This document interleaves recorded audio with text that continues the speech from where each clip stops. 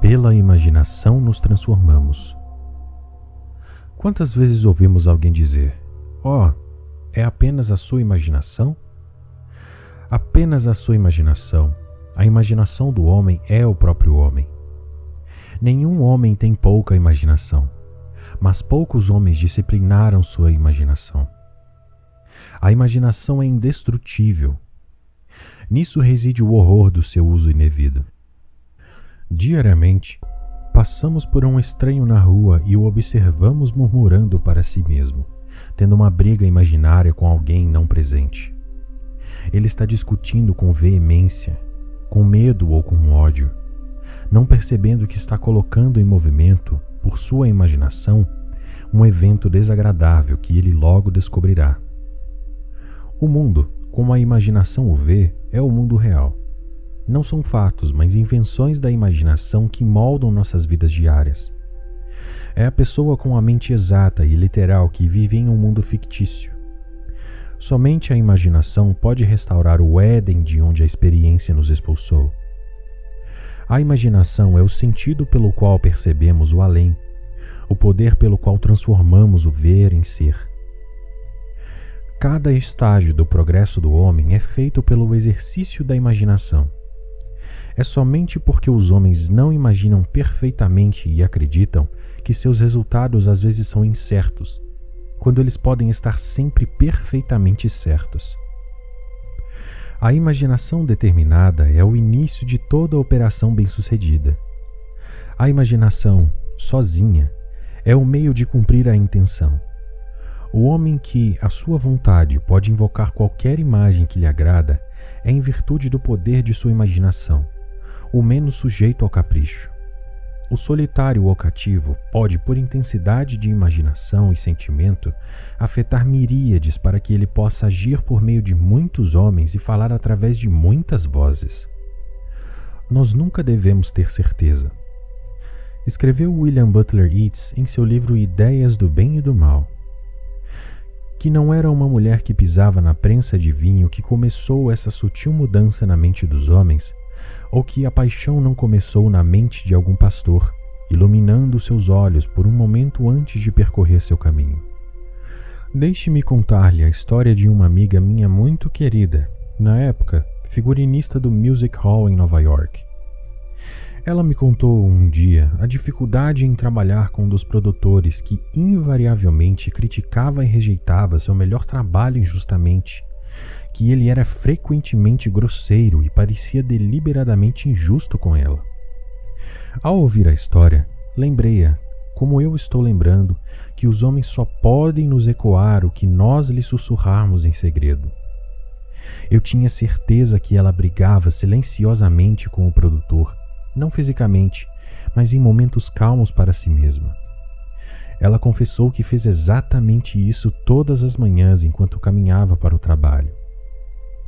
Pedi-lhe que mudasse sua atitude em relação a ele, para fingir que ele a felicitava por seus belos projetos, e ela, por sua vez, agradecia por seu louvor e bondade.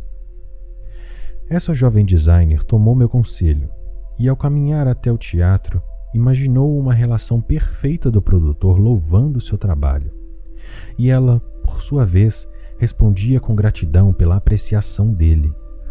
Isso ela fez manhã após manhã, e em pouco tempo descobriu por si mesma que sua própria atitude determinava o cenário de sua existência. O comportamento do produtor se inverteu completamente. Ele se tornou o chefe profissional mais agradável que ela encontrou. Seu comportamento apenas ecoava das mudanças que ela havia sussurrado dentro de si mesma. O que ela o fez pelo poder da imaginação. Sua fantasia direcionou a dele, e ela mesma ditou-lhe o discurso que eles eventualmente tiveram juntos no momento em que ela aparentemente estava caminhando sozinha. Vamos estabelecer, aqui e agora, um exercício diário para controlar e disciplinar nossa imaginação. Qual começo mais belo do que imaginar o melhor, melhor ainda do que aquilo que conhecemos a um amigo? Não há carvão sem vida que não brilhe e incendeie, se ligeiramente movido. Não culpe, apenas resolva. A vida, como a música, pode com uma nova configuração transformar todas as suas discórdias em harmonias. Simbolize seu amigo para si mesmo como já expressando o que ele deseja ser. Deixe-nos saber que, com qualquer atitude que abordemos os outros, uma atitude semelhante se aproximará de nós. Como podemos fazer isso? Faça o que o meu amigo fez. Para estabelecer um relacionamento, chame seu amigo mentalmente. Concentre sua atenção nele e mentalmente chame seu nome, exatamente como você gostaria de atrair sua atenção se você o visse na rua. Imagine que ele está falando sobre o excelente bem que você desejou para ele. Você, por sua vez, conte-lhe sua alegria ao testemunhar sua boa sorte, tendo vivido mentalmente o que você queria ouvir, ficando entusiasmado com a notícia ouvida. Faça sua tarefa diária. Sua conversa imaginada deve despertar o que afirmou. A aceitação do resultado faz surgirem os meios. E a reflexão mais sábia não poderia conceber meios mais efetivos do que aqueles que são produzidos com a aceitação do resultado. Essa é uma série original da NK, A Lei da Atração. No entanto, sua conversa com seu amigo deve ser de uma maneira que não expresse a menor dúvida quanto à verdade que você imagina que ouve e diz. Se você não controla sua imaginação, você achará que está ouvindo e dizendo tudo o que antes ouviu e disse. Somos criaturas de hábitos, e o hábito, embora não seja uma lei, age como a lei mais convincente do mundo. Com esse conhecimento do poder da imaginação, seja como um homem disciplinado e transforme seu mundo, imaginando e sentindo apenas o que é adorável e de boa transmissão. A linda ideia que você desperta em si mesmo não falhará em estimular sua afinidade nos outros. Não espere 4 meses para a colheita. Hoje é o dia para praticar o controle e a disciplina da sua imaginação.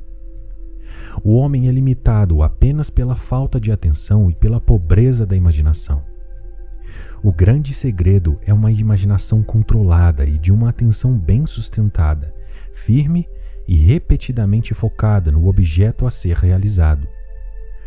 A ordenar acerca dos tristes de Sião, que se lhes dê glória em vez de cinza, óleo de gozo em vez de tristeza, vestes de louvor em vez de espírito angustiado, a fim de que se chamem árvores de justiça, plantações do Senhor, para que ele seja glorificado.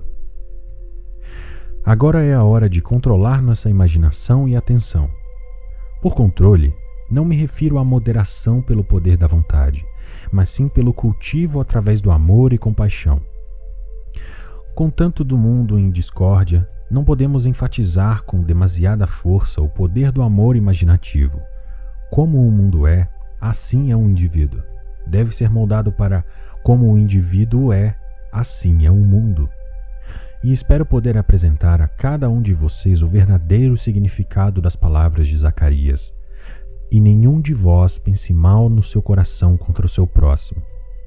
Que desafio maravilhoso para você e para mim. Porque como imaginou no seu coração, assim é ele. Como um homem imagina, assim ele é. Agarre-se ao amor em sua imaginação. Ao criar um ideal dentro de sua esfera mental, você pode se aproximar dessa imagem ideal até se tornar um e o mesmo com isso, transformando-se nisso. Ou melhor, absorvendo suas qualidades no núcleo do seu ser. Nunca, nunca perca de vista o poder que está dentro de você. O amor imaginativo levanta o invisível à categoria do visível e nos dá água no deserto. Ele constrói para a alma o único lugar adequado. A beleza, o amor e toda boa informação são o jardim, mas o amor imaginativo é o caminho para o jardim. Semeie uma conversa imaginária e você colhe um ato. Semeie um ato, você colhe um hábito. Semeie um hábito, você colhe um personagem. Semeie um personagem, você colhe seu destino.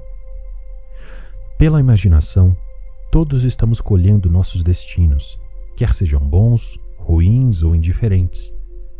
A imaginação tem pleno poder de realização objetiva e cada estágio do progresso ou regressão do homem é feito pelo exercício da imaginação. Eu acredito em William Blake. O que parece ser é, para aqueles a quem parece ser, e produz as mais terríveis consequências para aqueles a quem parece ser, até mesmo de tormentos, desespero e morte eterna. Pela imaginação e desejo, nos tornamos o que desejamos ser. Afirmo-nos que somos o que imaginamos. Se persistiremos no pressuposto de que somos o que queremos ser, nos transformaremos naquilo que nos imaginamos ser. Nascemos por um milagre natural de amor e por um breve espaço de tempo, nossas necessidades eram todas cuidadas por outros. Nessa verdade simples está o segredo da vida. Excluindo o amor, não podemos viver de verdade. Nossos pais, em suas individualidades separadas, não têm poder para transmitir a vida. Então, voltamos à verdade básica de que a vida descende do amor. Portanto, sem amor não há vida. Assim, é racional dizer que Deus é amor. O amor é nosso direito de nascença. O amor é a necessidade fundamental de nossa vida. Não vá procurar o que você é. Aqueles que procuram o amor apenas manifestam sua própria falta de amor, e os sem amor nunca encontram amor. Somente os amorosos encontram o amor e eles nunca precisam buscar isso.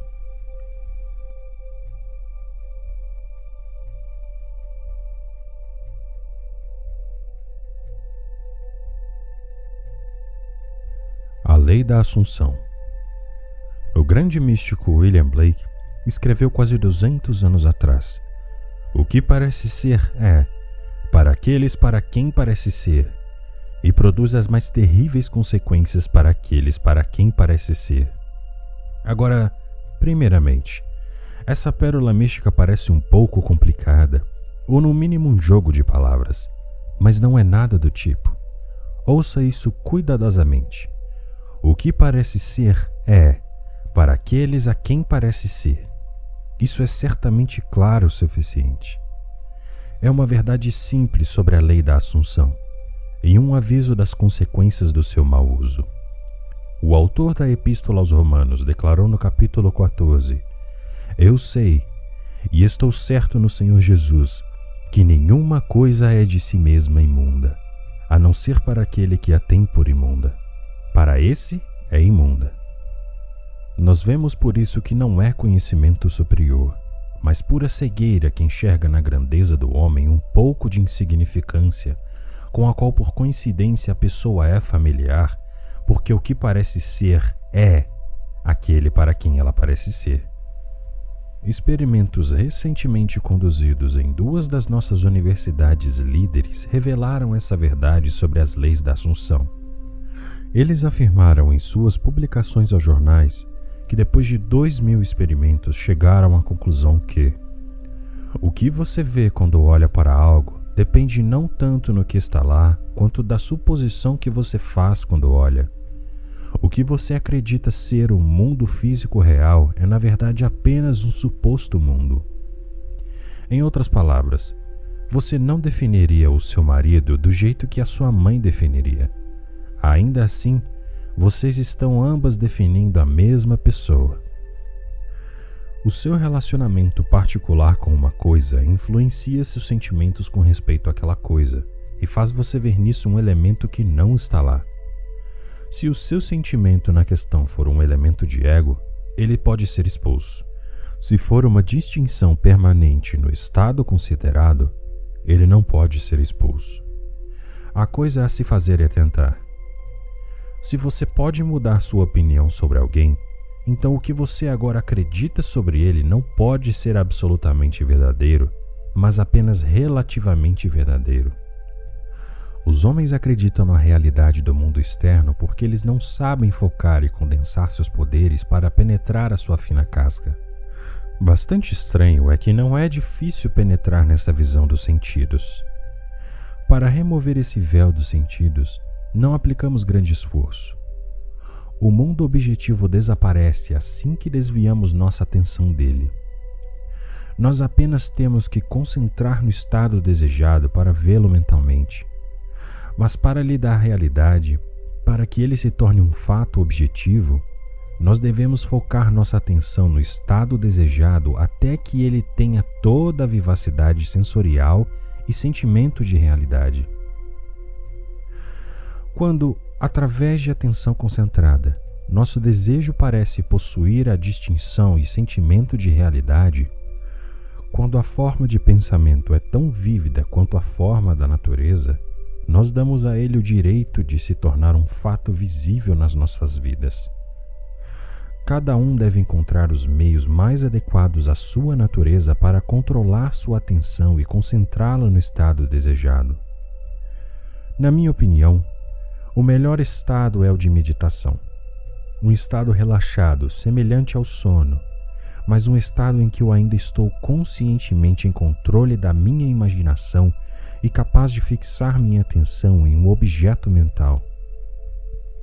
Se for difícil controlar a direção da sua atenção enquanto nesse estado semelhante ao sono, você pode achar muito útil encarar fixamente um objeto.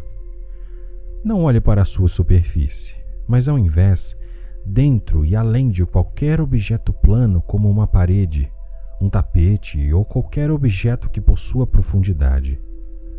Assegure-se de que o objeto apresente o menor reflexo possível. Imagine, então, que nessa profundeza você está vendo e ouvindo o que quer ver e ouvir, até que sua atenção esteja exclusivamente ocupada pelo estado imaginado. No final de sua meditação, quando você acordar do seu sonho lúcido, você sente como se tivesse retornado de uma grande distância. O mundo visível que você tinha bloqueado retorna à consciência e, por sua própria presença, te informa que você tem sido auto-sabotado a acreditar que o objeto de sua contemplação era real. Mas se você permanece fiel à sua visão, essa atitude mental contínua dará realidade às suas visões e elas se tornarão fatos concretos visíveis no seu mundo. Essa é uma série original da NK, A Lei da Atração. Defina seu ideal mais alto e concentre sua atenção nesse ideal até que você se identifique com ele. Assuma o sentimento de sê-lo, o sentimento que seria seu se você estivesse agora incorporando isso no seu mundo. Essa suposição, embora agora negada pelos seus sentidos, se persistida, se tornará um fato no seu mundo. Você saberá quando tiver conseguido fixar o estado desejado na consciência simplesmente olhando mentalmente para as pessoas que você conhece. Essa é uma maravilhosa verificação em si mesmo, pois suas conversas mentais são mais reveladoras do que suas conversas físicas. Se em suas conversas mentais com os outros você conversar com elas como fazia anteriormente, então você não mudou seu conceito de ego, pois toda a sua mudança de conceitos de ego resulta em um relacionamento transformado com o mundo. Lembre-se do que foi dito antes. O que você vê quando olha para algo depende não tanto do que está lá, mas muito mais da suposição que você faz quando olha. Portanto, a suposição do desejo cumprido deveria fazer você ver o mundo mentalmente como você faria fisicamente, fosse sua suposição um fato físico. O homem espiritual fala com o homem natural através da linguagem do desejo. A chave para progredir na vida e para a realização dos sonhos está na obediência pronta à voz. Obediência sem hesitação à sua voz é uma assunção imediata do desejo cumprido. Desejar um estado é tê-lo. Como Pascal disse, você não teria me procurado se já não tivesse me achado. A pessoa, assumindo o sentimento de desejo cumprido, vivendo e agindo nessa convicção, muda o seu futuro em harmonia com sua suposição. Mudar o seu futuro é o direito inalienável dos indivíduos que amam a liberdade. Não haveria progresso no mundo se não fosse pelo descontentamento divino do homem, que o impulsiona a níveis cada vez mais altos de consciência. Considerando que nosso direito de mudar nosso futuro é nosso direito de nascença como filhos de Deus, deixe-nos aceitar seu desafio e aprender exatamente como fazê-lo. Novamente hoje, falando sobre mudar seu futuro, eu desejo enfatizar a importância de uma real transformação do ego, não meramente uma ligeira alteração das consequências que, em questão de momentos, nos permitirá escorregar de volta para o velho homem satisfeito. Na sua meditação, permita aos outros te verem como eles veriam, fosse esse novo conceito de eu um fato concreto. Você sempre parece aos outros a personificação do ideal que você inspira. Portanto, em meditação, quando você contempla outros, você é visto por eles mentalmente como se você estivesse sendo visto por eles fisicamente, caso seu conceito de ego fosse um fato objetivo. Isto é, em meditação, você imagina que eles o veem expressando esse nobre homem que você deseja ser. Se você assumir ser o que quer ser, seu desejo está cumprido, e em cumprimento, todo o desejo de ser é neutralizado. Isso também é uma excelente verificação em si mesma quanto a se você de fato teve sucesso em mudar o ego ou não. Você não pode continuar desejando o que foi realizado. Ao invés, você está no humor para dar graças ao presente recebido. Seu desejo não é algo que você trabalha para satisfazer. É reconhecer algo que você já tenha. É assumir o sentimento de ser aquilo que você deseja ser. Acreditar e ser são um. O idealizador e sua idealização são um. Portanto, aquilo que você idealiza ser não pode estar nada longe. Na verdade, não pode sequer estar perto, pois proximidade implica separação. Se tu podes acreditar, todas as coisas são possíveis para aquele que acredita. A fé é a substância de coisas esperadas, as evidências de coisas ainda não vistas. Se você assumir que é o mais fino nobre que você deseja ser, você verá os outros como eles são relacionados à sua alta suposição. Todos os homens iluminados desejam o bem dos outros. Se for o bem de outro o que você procura, você deve usar a mesma contemplação controlada. Na meditação, você deve representar o outro para si mesmo como já sendo ou tendo a grandeza que você deseja para ele.